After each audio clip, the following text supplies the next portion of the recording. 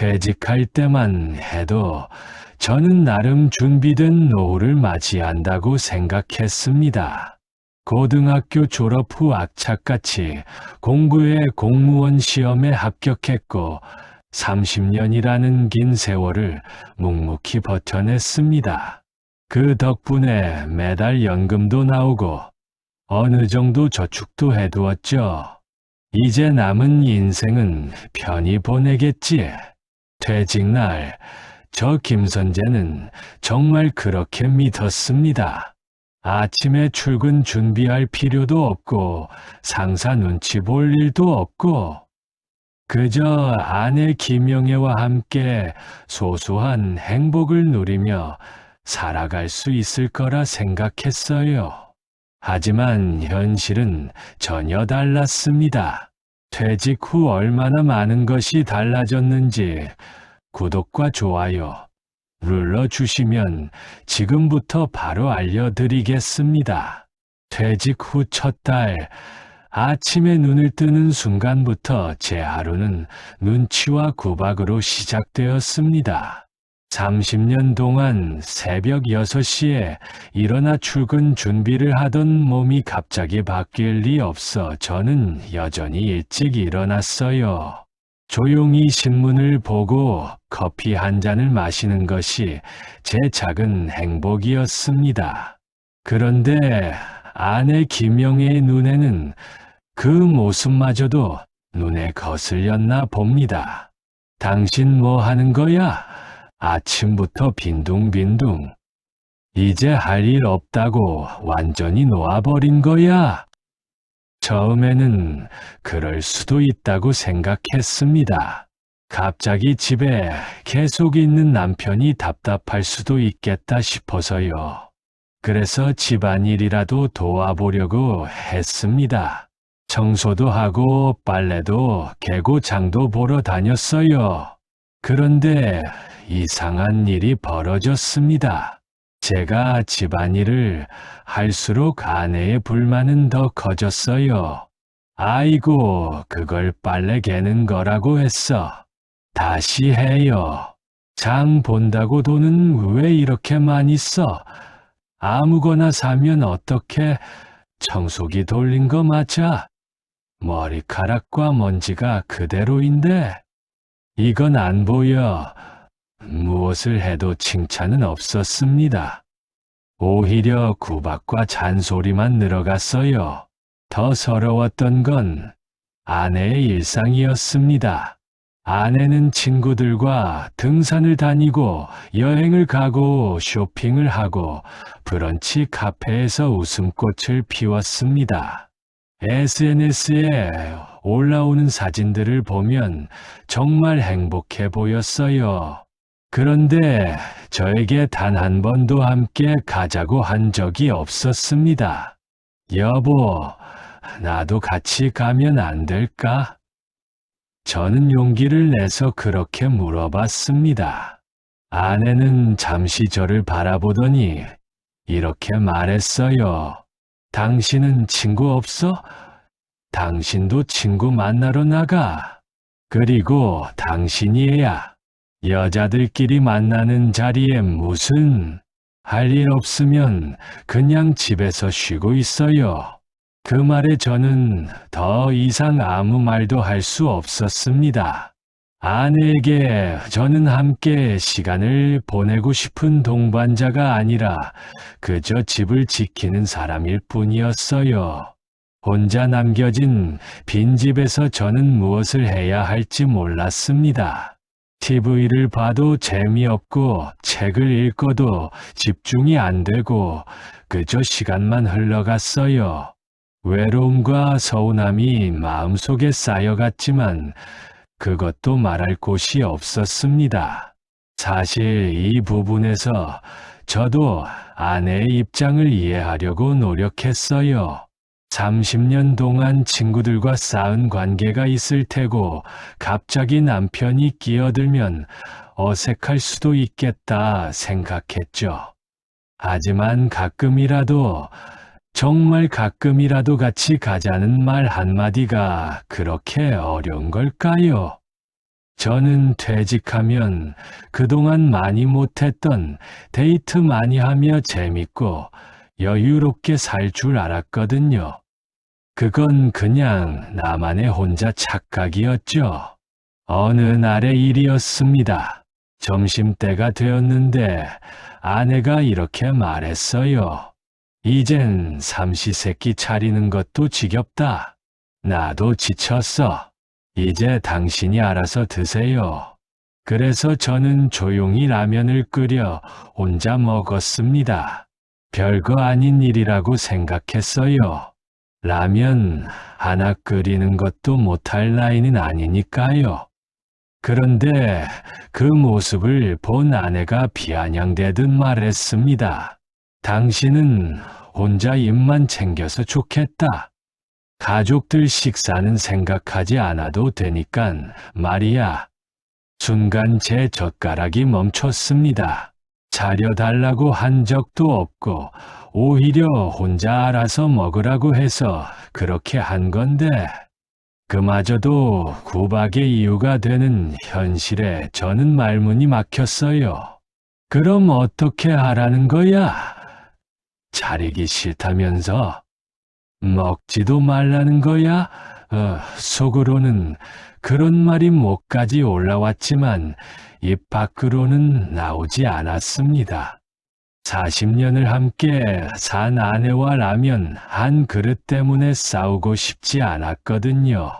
분명 아내는 점심을 먹었다고 했는데 내가 뭘 잘못한 걸까요? 하지만 그 순간부터 저는 밥을 먹을 때마다 눈치를 보게 되었습니다. 뭘 먹어도 어떻게 먹어도 비난의 대상이 될 것 같은 기분이었어요. 차라리 아내가 외출했을 때가 편할 정도였으니깐요.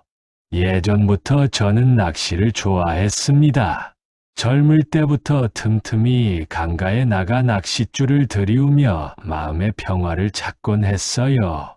퇴직 후에는 시간도 많아졌으니 취미 생활을 더 즐길 수 있을 거라 생각했습니다. 하지만 그것조차 쉽지 않았어요. 낚시를 갈 때면 또 돈 쓰러 나가는 거야. 돈 안 드는 취미 생활도 많은데 굳이 취미 생활도 아내의 눈초리가 부담스러워 결국 낚싯대를 접어야 했습니다. 서예를 배우고 싶어서 동네 문화센터에 등록하겠다고 했을 때도 마찬가지였어요. 나이 들어서 쓸데없는데 돈 쓰지 마. 지금 서예 배워 뭐 할 거야? 돈도 안 되는 거. 그 돈이면 생활비에 보태지. 기타라도 하나 배워볼까 싶어서 중고 기타를 알아봤을 때도 똑같은 반응이었습니다. 이 나이에 당신 취미 생활에 돈 쓸 여유가 어디 있어? 차라리 나 같으면 그 시간에 알바라도 해서 돈이나 더 벌어오겠다.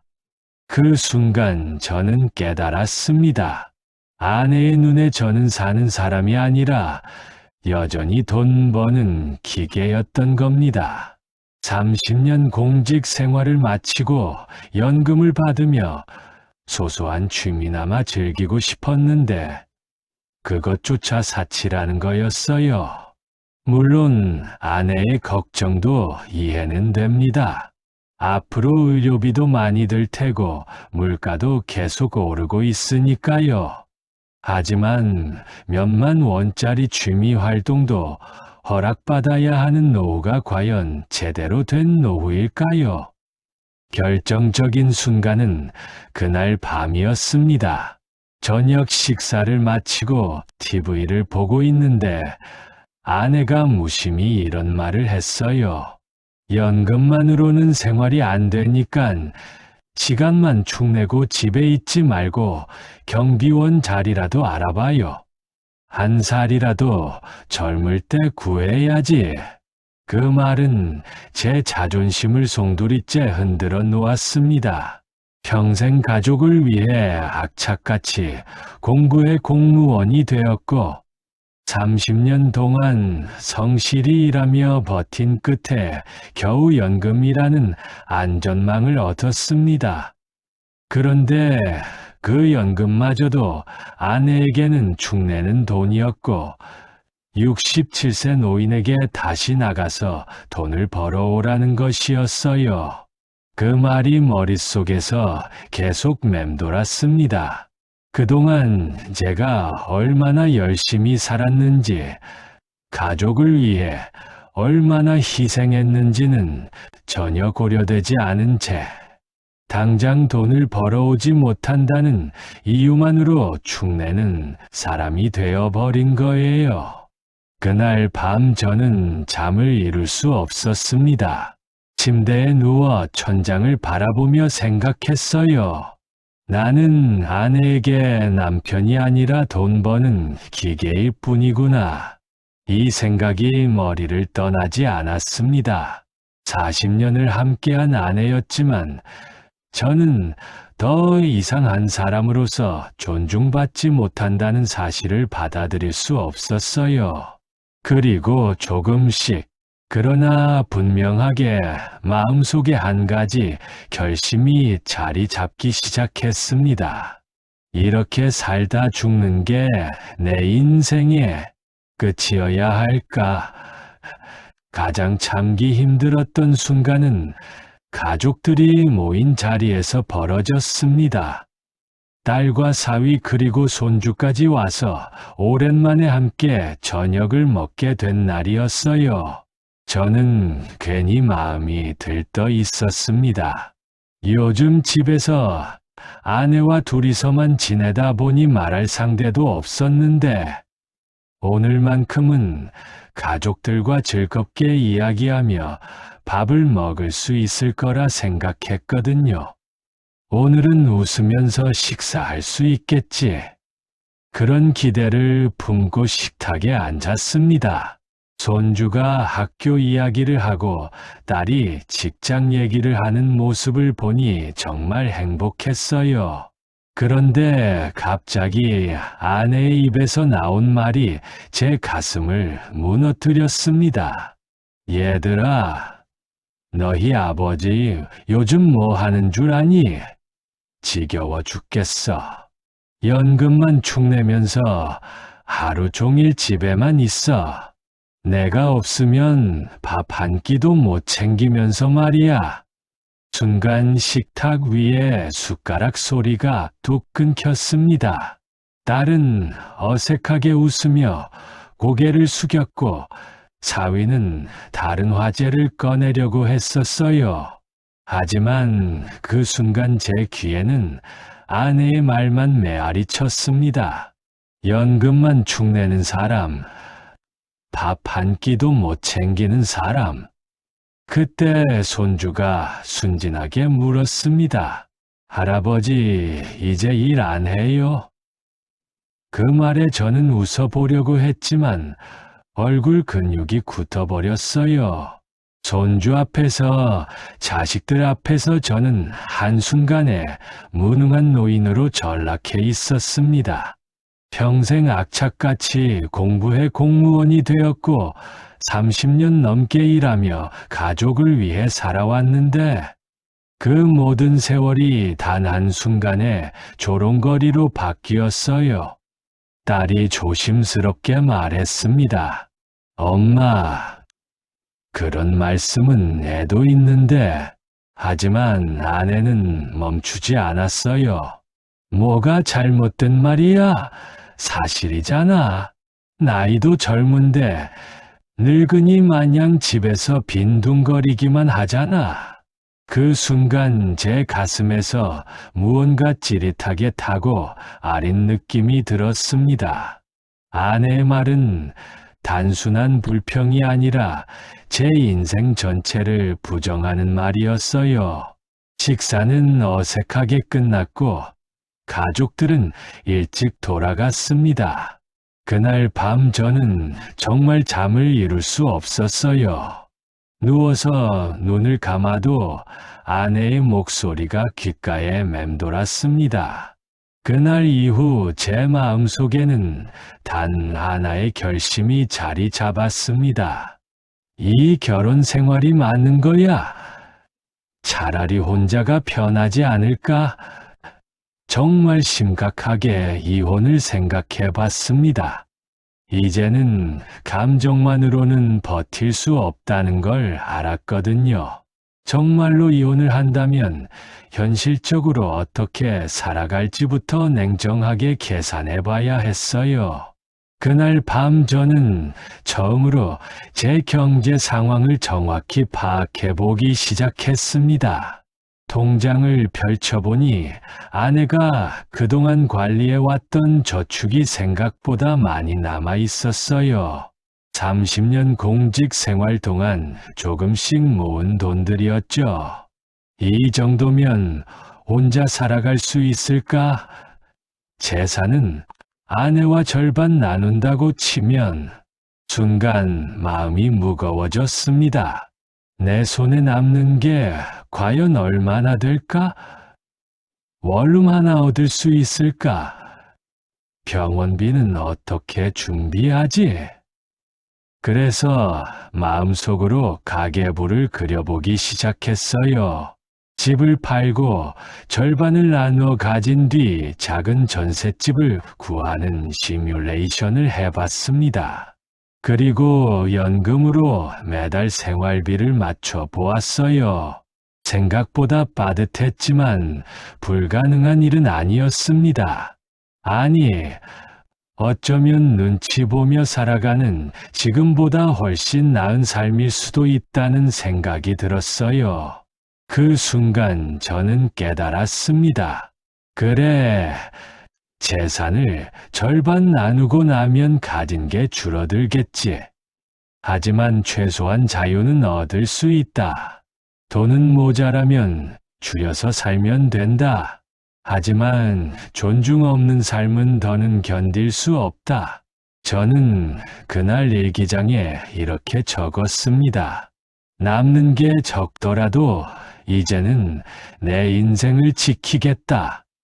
펜을 내려놓는 순간 이상하게도 마음은 오히려 가벼웠습니다. 가족을 위해 평생 모아온 돈이지만 이제는 그 절반을 내려놓고라도 제 인생을 찾겠다고 다짐했으니까요. 며칠 후 아내는 친구들과 해외여행을 떠나기로 했다고 말했습니다. 여행 준비를 하며 분주히 오가는 아내의 모습에는 오랜만에 활력이 넘쳤어요. 캐리어에 여러 옷을 챙기고 거울 앞에서 화장을 고치고 전화기 너머로 친구와 신이 나서 웃고 떠드는 모습. 그런 아내를 본 지가 언제였는지 모르겠더군요. 하지만 그 활력에는 저를 향한 미안함이나 배려는 하나 담겨 있지 않았습니다. 여행을 떠나기 전날 아내가 저에게 말했어요. 나 이번에 일주일은 집에 없어. 당신도 한번 혼자 살아봐라. 내가 없어도 얼마나 잘 버티는지 경험해보라고. 마치 선생님이 학생에게 숙제를 내주듯 하는 말투였어요. 밥은 미리 안 해놨어. 반찬도 안 사놨으니까 알아서 해먹어.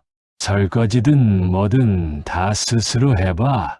그래야 내가 얼마나 힘들게 사는지 알지. 그 말을 들으며 저는 잠시 웃음이 나왔습니다. 미안함은커녕 오히려 시험을 치르듯 떠나는 모습이 더 이상 제 마음을 흔들지 못했거든요. 마지막까지 저를 남편이 아니라 관리 대상으로 대하는 모습에 남아있던 애정이나 미련이 깨끗하게 사라지는 걸 느꼈어요. 그래, 이제는 정말 끝내도 되겠다. 저는 스스로에게 그렇게 말했습니다. 아내가 현관문을 열고 여행 가방을 끌며 당당히 나서는 뒷모습을 바라보면서도 제 마음은 이상하게도 가벼웠어요. 그동안은 혹시라도 그래도 오랜 세월 함께한 정 때문에 망설였지만 그 순간만큼은 조금의 흔들림도 없었습니다. 아내가 여행을 떠난 지 이틀째 되던 날, 저는 마침내 변호사 사무실을 찾아갔습니다. 무슨 일로 오셨습니까? 변호사의 질문에 저는 한동안 말이 나오지 않았어요. 40년 세월을 함께한 결혼 생활을 끝내겠다고 입으로 내뱉는 게 이렇게 힘든 일인지 몰랐습니다. 조심스럽게 입을 열었어요. 저는 아내와 이혼을 하고 싶은데요. 아내와는 도저히 더는 함께할 수가 없어요. 매일 구박과 무시가 일상이 되었고 가족들 앞에서도 모욕을 당했습니다. 이혼을 생각하고 있는데 현실적으로 가능한지 알고 싶습니다. 변호사는 고개를 끄덕이며 메모를 시작했어요. 연금, 저축, 부동산, 예금은 모두 재산분할 대상이 되죠. 지금 살고 계시는 집은 어떤 상황입니까? 제 이름으로 되어 있지만 아내와 함께 살아온 집입니다. 그렇다면 팔고 나누는 것이 가장 현실적일 겁니다. 절반은 아내의 몫이 되겠네요. 그 말을 듣자 제 가슴이 철렁 내려앉았어요. 수십 년 동안 모은 재산을 절반이나 내줘야 한다니 억울함이 치밀었지만 곧 생각을 고쳐 먹었습니다. 그래, 재산의 절반을 내주더라도 자유를 얻을 수 있다면 그게 더 큰 가치다. 변호사는 덧붙였어요.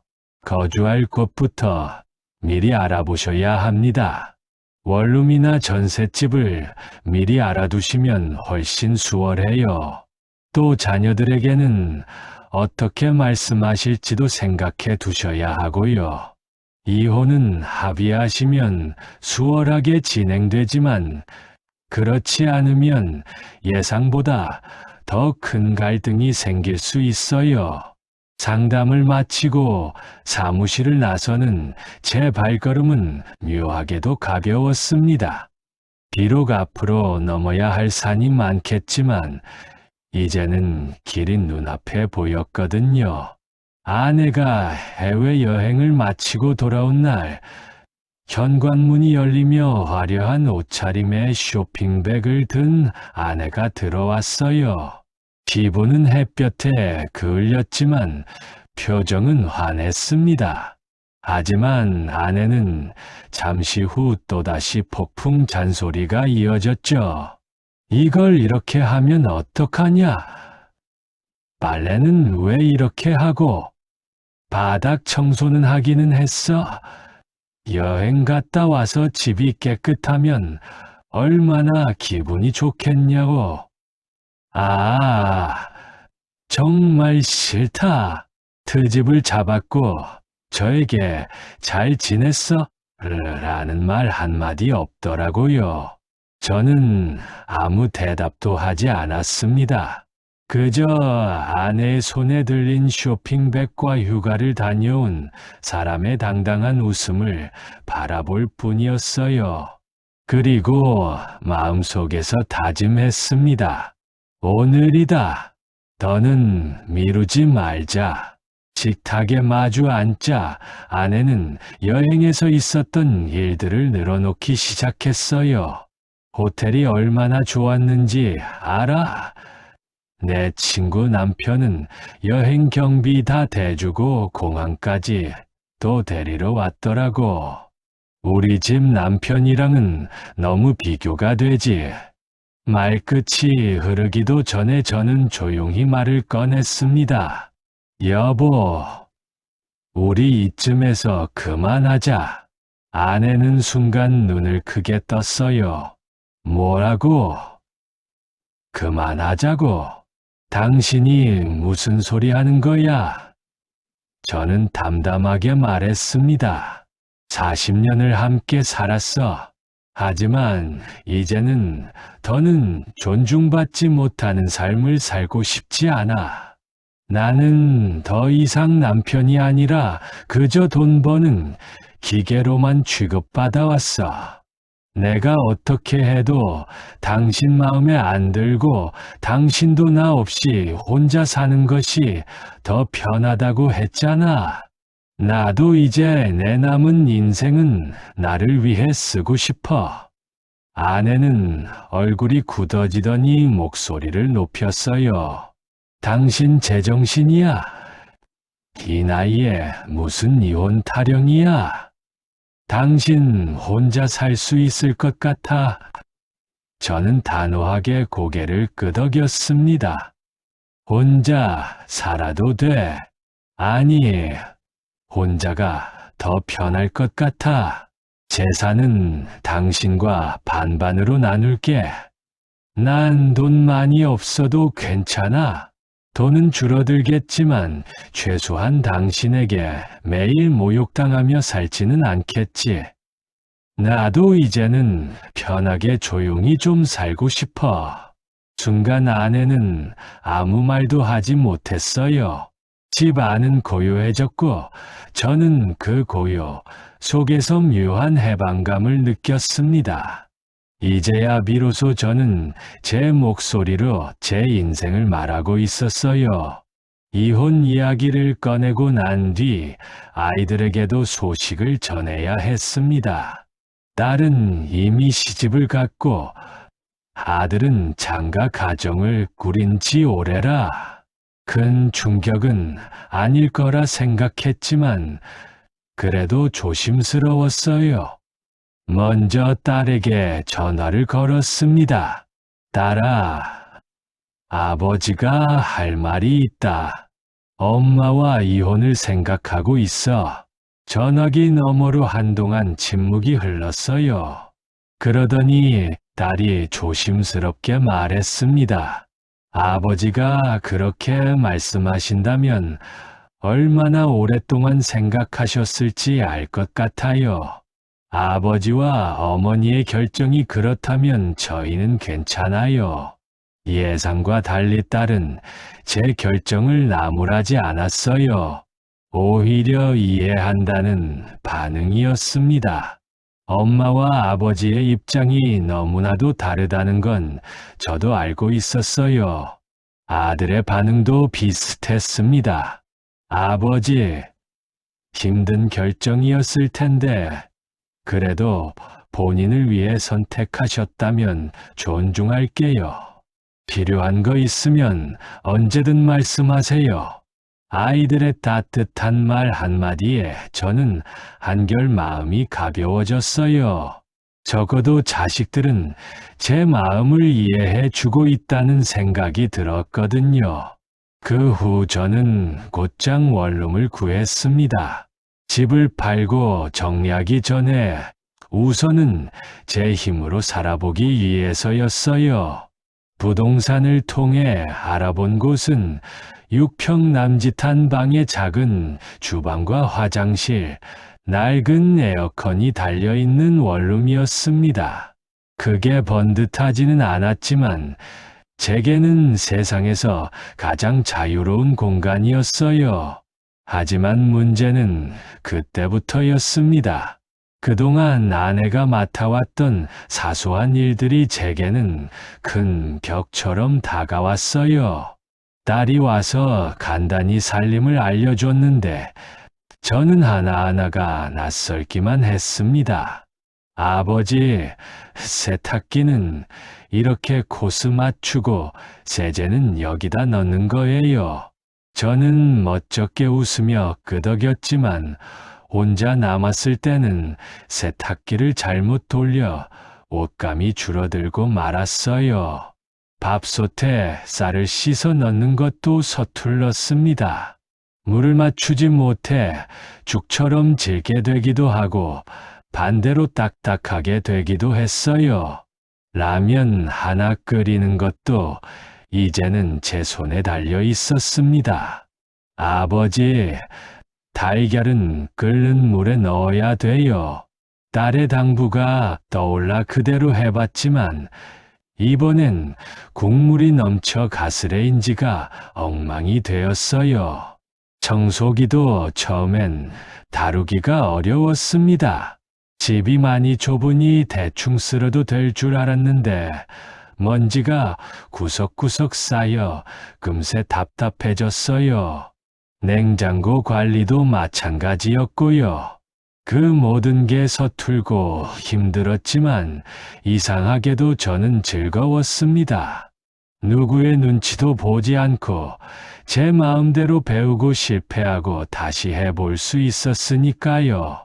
한 번은 빨래를 잘못 돌려서 흰 셔츠가 분홍색으로 변한 적이 있어요. 예전 같았으면 아내에게 혼났을 텐데 이제는 혼자 웃으며 다음엔 색깔별로 분리해서 해야지 하고 넘어갈 수 있었습니다. 저는 그 작은 원룸에서 매일같이 독립을 배워갔어요. 하루하루 불편함을 겪으며 동시에 제 삶을 제 손으로 만들어가는 법을 익혔습니다. 그동안 미뤄왔던 꿈들의 실현, 그리고 그동안 아내 눈치 보며 미루던 일들도 하나둘 시작했습니다. 오랫동안 꿈꾸던 기타를 배우기 시작했어요. 동네 음악 학원에 등록하고 중고 기타 하나를 샀습니다. 서툰 손가락이지만 줄을 튕길 때마다 새로운 세상을 만나는 기분이었어요. 처음 며칠은 손가락이 아파서 제대로 누르지도 못했어요.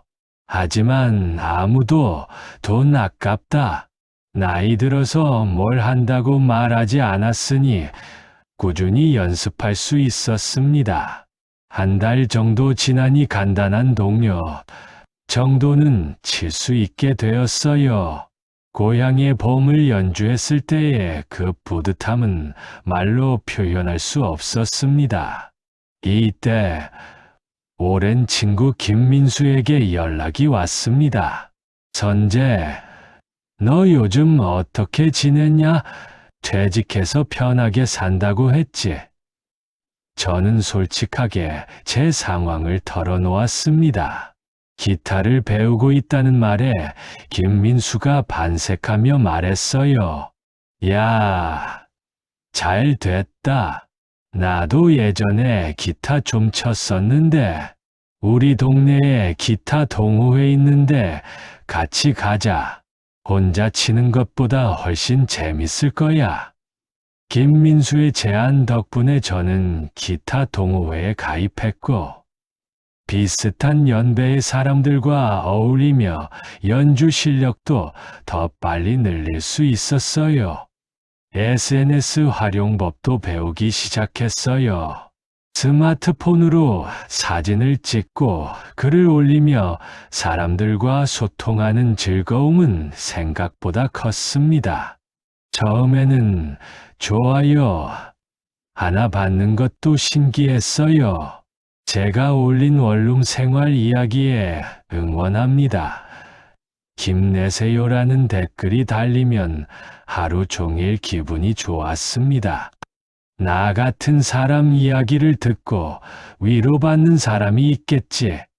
그런 생각을 하니 하루하루가 더 기대되었어요. 서예도 다시 시작했습니다. 젊을 때 잠깐 배웠던 기억을 되살려 붓을 잡았어요. 먹을 갈고 반듯한 글씨를 쓰는 시간은 마음을 차분하게 만들어 주었습니다. 물론 경제적으로는 예전보다 빠듯해졌어요. 하지만 연금과 얼마 전부터 시작한 작은 아르바이트 수입으로도 충분히 생활할 수 있었습니다. 예전처럼 비싼 음식을 자주 먹지는 못하지만 혼자 라면을 끓여 먹어도 누가 뭐라고 하지 않으니까 오히려 편했습니다. 가끔 치킨 하나 시켜서 혼자 먹는 소소한 사치도 즐길 수 있고요. 돈을 아끼기 위해 집에서 해먹는 음식이 늘었는데 요리하는 재미도 새롭게 발견했어요. 간단한 볶음밥이나 김치찌개 정도는 이제 제법 만들 수 있습니다. 가장 큰 변화는 돈을 쓸 때 눈치를 보지 않아도 된다는 거였어요. 기타 학원비를 낼 때도 서예 용품을 살 때도 아무도 그 돈이 아깝다고 말하지 않았습니다. 혼자 살면서 가장 신경 쓰게 된 부분은 건강 관리였어요. 예전에는 아내가 챙겨주던 것들을 이제는 제가 직접 해야 했거든요. 병원 예약도 제가 하고, 약도 제가 챙겨 먹고 정기검진 스케줄도 제가 관리해야 했어요. 처음에는 번거로웠지만 오히려 제 몸 상태를 더 정확히 알 수 있게 되었습니다. 아침마다 동네 한 바퀴 산책하는 것도 새로운 습관이 되었어요. 예전에는 아내가 어디 가냐? 고 묻는 게 부담스러워서 집에만 있었는데, 이제는 자유롭게 나갈 수 있었죠. 산책하다 보면 비슷한 연배의 분들과 자연스럽게 인사를 나누게 되었어요. 가끔 공원 벤치에 앉아 이런저런 이야기를 나누는 시간도 생겼습니다. 이혼 절차가 본격적으로 시작되면서 아내와 재산 분할 협의를 해야 했습니다. 예상했던 대로 순탄하지는 않았어요. 아내는 처음에는 제가 이러다 말겠거니 했대요. 그리고 저보고 정신 차리라며 이혼을 거부했지만 제 의지가 확고하다는 걸 알고 나서는 재산 분할에 집중했어요. 집은 당연히 반반이야. 저축도 마찬가지고 연금도 말이야. 나는 여태 집안일을 하면서 나가서 돈 벌어 본 적도 없는데 갑자기 어디서 뭘 하라는 거야? 알겠어. 법대로 나누자. 집을 팔고 나니 생각보다 많은 돈이 나왔어요. 절반을 아내에게 주고도 제가 가진 몫으로 작은 전셋집 보증금을 내고도 여유가 있었습니다. 저축도 반반 나누고 각자 쌓아둔 적금도 정리했어요. 40년 함께 모은 재산을 나누는 과정이 서글프기도 했지만 동시에 홀가분하기도 했습니다. 혼자 살면서 가장 의외였던 건 새로운 사람들과의 만남이었어요. 기타 동호회 활동을 하면서 만난 김민수와도 더 가까워졌고, 김민수의 친구들까지 알게 되면서 새로운 모임에도 참여하게 되었습니다. 아저씨는 왜 이 일을 하세요? 솔직하게 대답했어요. 생활비가 필요해서요. 집에만 있으니까 답답하기도 하고 말이에요. 멋있으시네요. 저희 부모님도 그런 마음가짐이었으면 좋겠어요. 젊은 사람들이 저를 보는 시선이 생각보다 따뜻했어요. 기타 학원에서도 새로운 친구들이 생겼어요. 저와 비슷한 나이의 수강생들과 연주회 준비도 하고 가끔 커피도 마시며 이야기를 나눴습니다. 우리 나이에 새로운 걸 배운다는 게 쉽지 않은데 용기가 대단해요. 처음엔 용기라기보다는 그냥 해보고 싶었어요. 이제는 정말 재미있어요. 이런 소소한 대화들이 저에게는 큰 활력이 되었어요.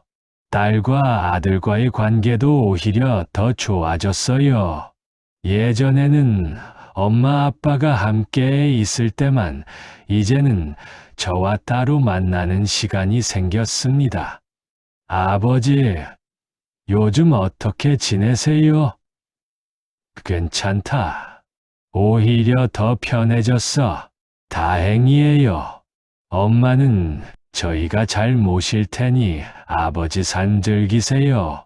자식들도 그동안 보고 있었던 거였어요. 제가 참고 있는 동안에도 마음이 불편했었다고 하더군요. 아버지가 행복하시면 저희도 좋아요. 필요한 거 있으면 언제든 말씀하세요. 손주들과의 관계도 더 좋아졌어요. 제 마음에 여유가 생기니 질 좋은 관계를 유지하게 되더라고요.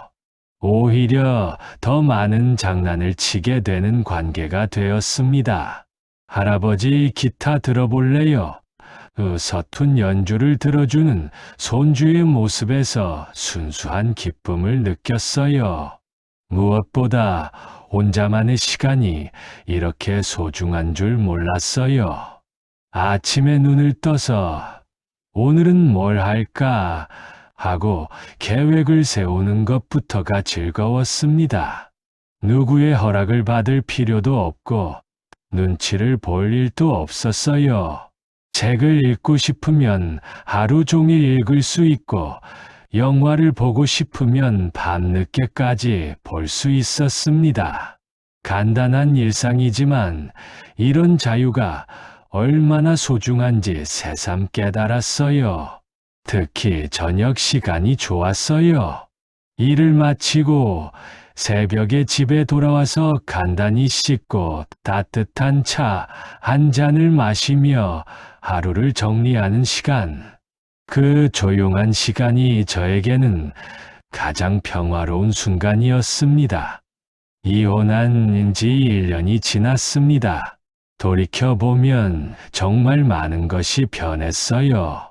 기타 실력도 늘어서 이제는 동요 수준을 넘어가 여러 곡 칠 수 있게 되었어요. 친구 김민수 덕분에 기타 연주도 계속하면서 즐겁게 지내고 있습니다. 건강도 오히려 좋아졌어요. 스트레스가 줄어서인지 소화도 잘 되고 잠도 깊게 잡니다. 정기 검진에서도 큰 문제 없다는 결과가 나왔어요. 혹시 지금 비슷한 상황에 계신 분들이 있다면 제 경험을 바탕으로 몇 가지 말씀드리고 싶어요. 첫째, 무작정 참기만 하는 것이 답은 아닙니다. 존중받지 못하는 관계에서는 서로가 불행할 뿐이에요. 먼저 진솔한 대화를 시도해 보세요. 그래도 변화가 없다면 다른 선택을 고려해 볼 필요가 있습니다. 둘째, 경제적 준비를 철저히 하세요. 이혼을 결심했다면 재산 분할, 주거 문제, 생활비 등을 구체적으로 계산해 보세요.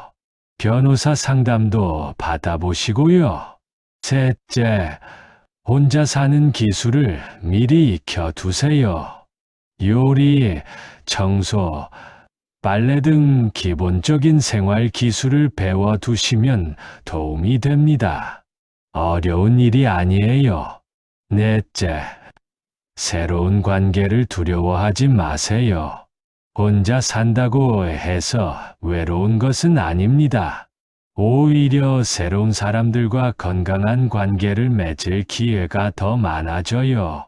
다섯째, 자신만의 시간을 소중히 여기세요.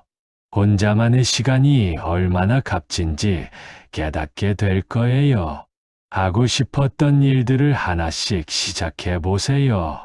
돌이켜보면 이혼이라는 선택이 쉽지는 않았어요. 40년이라는 이 긴 세월을 함께한 사람과 헤어진다는 것, 경제적 손실을 감수해야 한다는 것, 주변 사람들의 시선 등등 많은 것들이 부담스러웠습니다. 하지만 지금은 후회하지 않아요. 오히려 더 일찍 결단을 내렸어야 했다는 생각마저 듭니다. 돈은 절반으로 줄었지만 쓸 수 있는 돈과 자유는 2배가 되었습니다. 이제 제 인생의 주인은 저 자신이에요.